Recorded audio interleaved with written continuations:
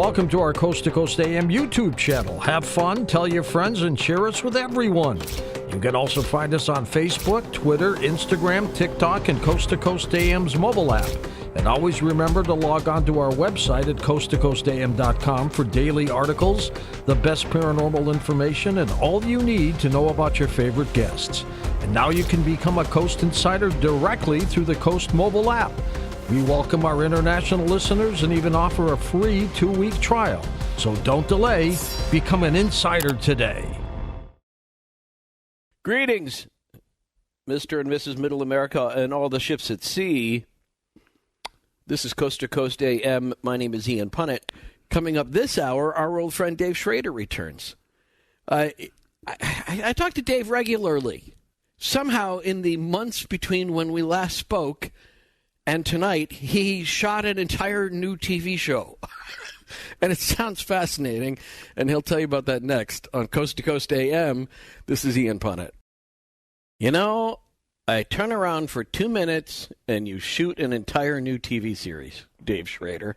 How did that happen? It happens in between those moments we pay attention. You know that, Ian. It wasn't that long ago that we were talking. I had no idea you were shooting this. This is so funny. You've been involved in teams of investigations many times, and we've had you on recently with all your projects, and it's cool.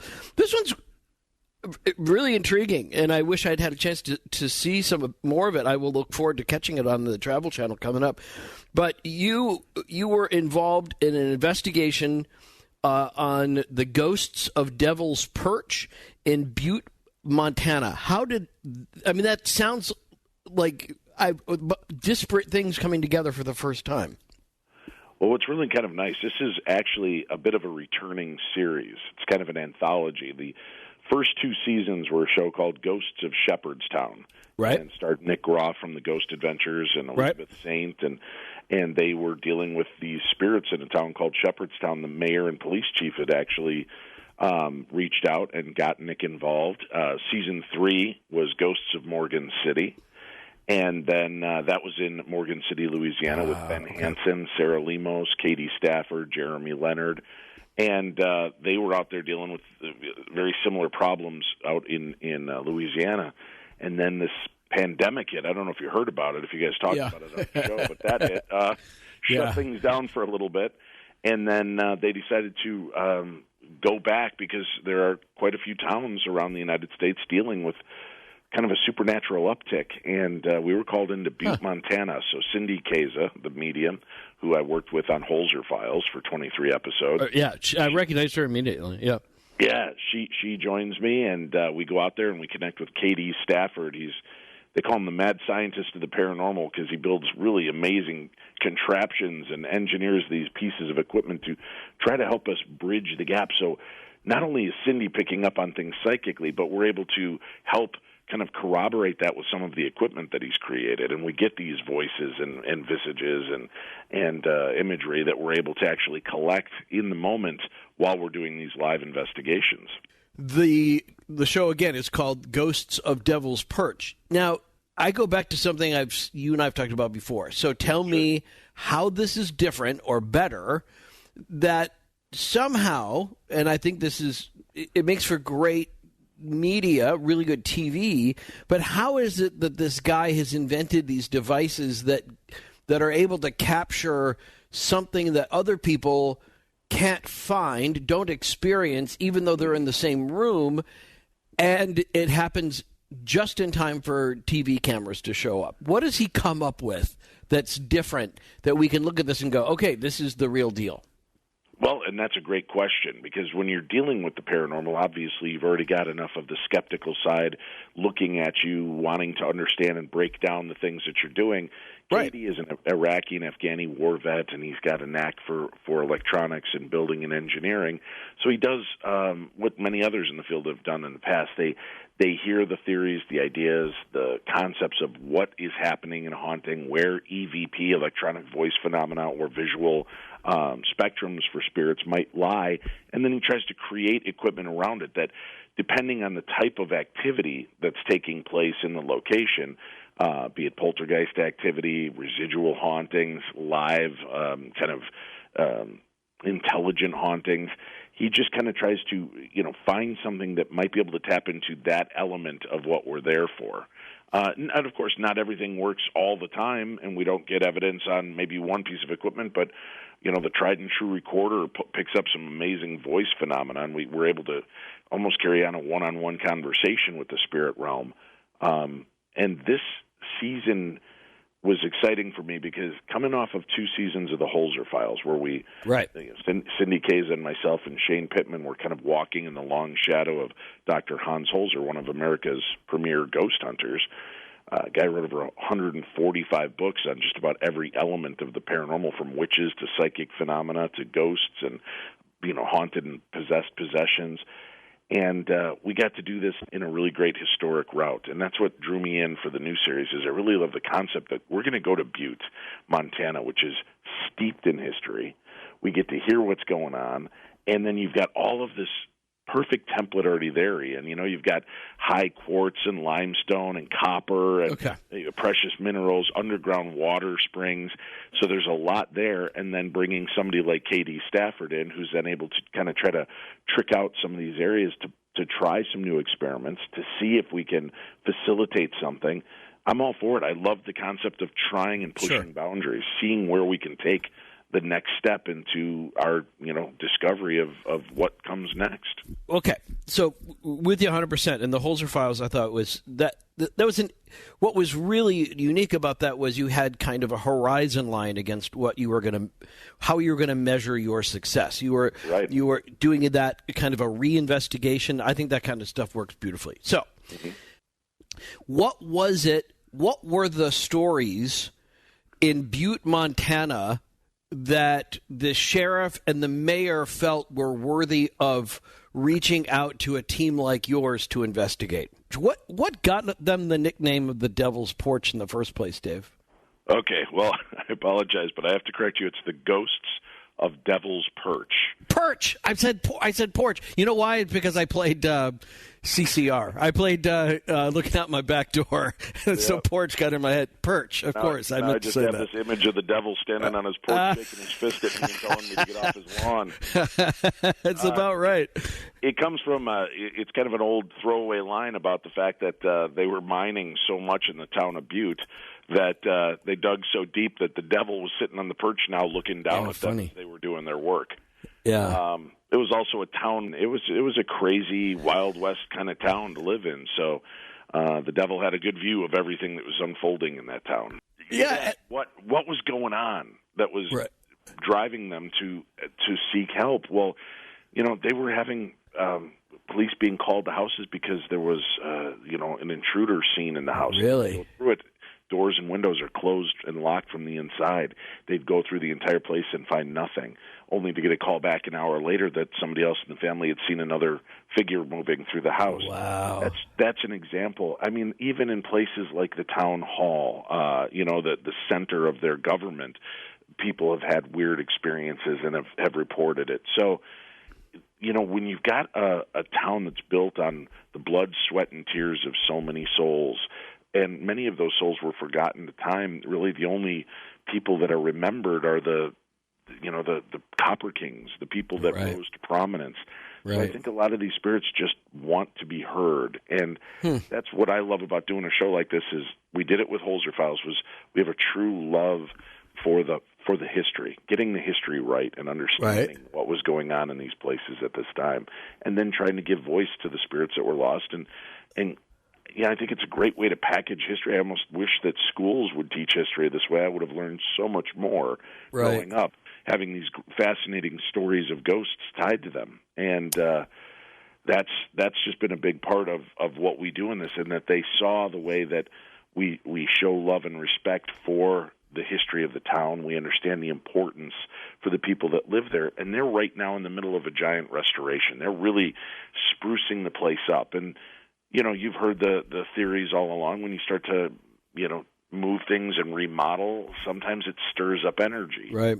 And I think that, right now they're sinking shovels and backhoes into new things every day, digging stuff up, moving stuff around, refurbishing. And I think, the spirit of Old Town Butte doesn't want to be buried and forgotten. my wife and I have renovated a few homes, and there's a rule on that if you take very seriously when you have to crack a wall, not because you're. Not, my first thought is not, I'm going to let the ghosts out, but it's because you crack that wall, you find out you got lead pipes, you've got asbestos in there, you've got some things are better left alone a little bit. So, but then why wouldn't somebody just say, okay, really cool, new Western town investigated. It makes for great television. The new series, Ghosts of Devil's Perch. Can't wait to watch it. But really, this is a tourism play, and they're just trying to create new interest in a forgotten town. Why would they be wrong? Why would somebody be wrong in thinking that? I can't say that they necessarily would. I mean, the fact is that there's lifeblood coming into this, but then that's a double-edged sword. When you're gambling on building a new community and you're gambling on bringing people in, but then you're exposing this kind of underbelly of things that have gone on there and things that are continuing to go on there and the spiritual element that's everywhere. And, Ian, it's fascinating because I am a skeptical believer, and I know people have a hard time I get it. terms with that. But I've seen things. It doesn't mean I believe everything and not everything I've seen. And there are times that after standing back and taking a bigger look at the picture, it falls into place and I understand what the experience really was or meant. And during one of the episodes, I had a medical issue that put me in the hospital. No, why didn't you call your buddy? What happened? Yeah, well, because we were under tight wraps at the time. So I went in, and what's funny is they got wind that I was one of the ghost guys in town, and all of a sudden here you've got doctors and nurses coming in, and they're like, I got to tell you about this. And they're telling me ghost stories about places they grew up, places they visit, and in their own hospital. Right. Yeah, hospitals are really, there's one of those, it's even a vibe in a thriving hospital. So it's you don't have to go find some abandoned hospital in the middle of nowhere with creepy exposed brick and moss and whatever. Right. Even just being in certain corridors in hospitals, you do wonder if you could see who is sitting on those gurneys still up against the wall, what they would be having to say. And I often think that when I walk down certain hallways in hospitals, it's like, what stories are lingering here to be told? Right, and what spirits are staying there to, try to reach out. And, we're finding out more and more things all the time. And, you brought up earlier, well, this is theorized. Why can't we prove it? We can't do this. We can't do that. We're still in the infancy, I think, of truly even understanding what death is. And we're getting to a point where I think science is starting to take a bigger understanding of this. Yeah. And I don't want to speak out of line, but there are a few people I know in the paranormal field that are engineers that have built specific pieces of equipment that have had three-letter government agencies contact them after the fact and buy some of their equipment. They won't tell them what for. They won't tell them what they're doing with it, but they've asked for the software. They've asked for the hardware. And these guys that I know that are doing this have politely turned it over because you don't want to make the three-letter agencies mad. But did they have to turn it over without a check? They just handed it off? No, they were paid as though they were buying the equipment. Okay, they were very good about it. Diligent, had the check cut to them, but they weren't coming in and saying, give us all this. They wanted to understand what was going on. And so so again, we're talking with our old friend Dave Schrader. The new series is Ghosts of Devil's Perch. So how many episodes in this series? There are 8 episodes that begin airing on August 21st. They run through the middle of what Travel Channel and Discovery Plus called Ghosttober. So we'll be running through there. And they are airing. This is interesting because they're airing it on Travel Channel and dropping it on the Discovery Plus app at the same time. And for your listeners that are overseas in the UK, it begins airing on August 27th. And in Canada, I think it's August 30th, and Australia in October sometime. So they're making this available worldwide pretty quickly. So I'm really happy that they're going to be able to show this and share this. And I'm proud of the team that I was a part of and the families that we were able to help. the businesses, and the fact that they looked at us and respected what we did and the answers we gave them, or tried to give them during the filming of this series. Well, I'm looking forward to seeing it. If I had my life to live over again, I would be the costume designer for these investigations. I've driven around Montana a little bit. I love Montana, and there's a kind of desolation to Montana that I think, much like maybe early American pioneers, the atmosphere of the towns, that foreboding sky when storms come in, the lack. You can drive for miles and not see a sign of life. Right. I think that all adds to the mystery, a sense of that there's something else going on that we can't see. Well, I can't wait for you to watch a series and realize that we uncover that the entire town is just being haunted by Evel Knievel. Too much. That would be cool, though. Honestly, yeah. So trust me, the nerd in me stopped there the first day in town. I went right to Evel Knievel's grave and spent some time there. Fascinating guy, weird stories. Yeah, people still talk about him like he's Elvis in that town, and others talk about him like he's Tony Soprano. So I'm an hour away from Topeka, where they had the Evel Knievel Museum, so stop by. So after this, then, I mean, do you have, this is just maybe kind of a meta question, but have you already had other towns reach out to you that say, we need what you're doing for Butte and the Devil's Perch, we need you to do that for us, because we got to understand what is so quirky about this town that freaks people out all the time? Well, again, I'm not in the production side of things. We were just asked to be a part of the cast because the other cast from Ghosts of Morgan City had moved on to other things. Ghosts of Shepherdstown had moved on, and Cindy and I had left the Holzer Files series, and they put us together to go into here. I believe that they had other cities that had asked, and personally, our team would like to go back to Butte. I think that even though we got some answers, I still think there's some stuff going on in Butte I'd like to get a deeper look at. And our historian, Ian, you will love him, and I've got to get you together with him, Chris Fisk. He runs the Spooks and Spirits tours there in Butte. Cool. He is the history teacher at high school. He does all of these amazing things, but his passion and love for the history is second to none, and he is so good. But he knows so much more, and there are so many other cool little secrets and aspects of this town that I think that I would love to get back and at least do another season before we move on to another town. But if we're needed and the people want to see us, I'd love to come back. Do you encounter anything outside of the traditional, Easterner coming from Boston to find their fortune in Butte kind of story? Were there local stories of indigenous people that were intertwined in the history of Butte? There are peoples from all around the world that came there that we definitely bump into their stories and try to tell their tales. So I'm not allowed to give too much away, but yeah, you'll see that we definitely do dive into many different varieties of personalities and lifestyles and peoples that have lived there before, during, and after the boom. So it's pretty amazing to really see this, because it's like this amazing little cross section of America that just all exploded at one time, and so much goes on there. There's such rich history, but certainly the natives have got the indigenous people and Native Americans have got a different concept and a way of looking at death as well.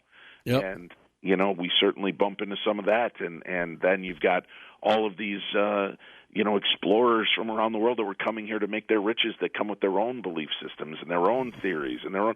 And do we create these beings, these spiritual entities, because of our belief systems?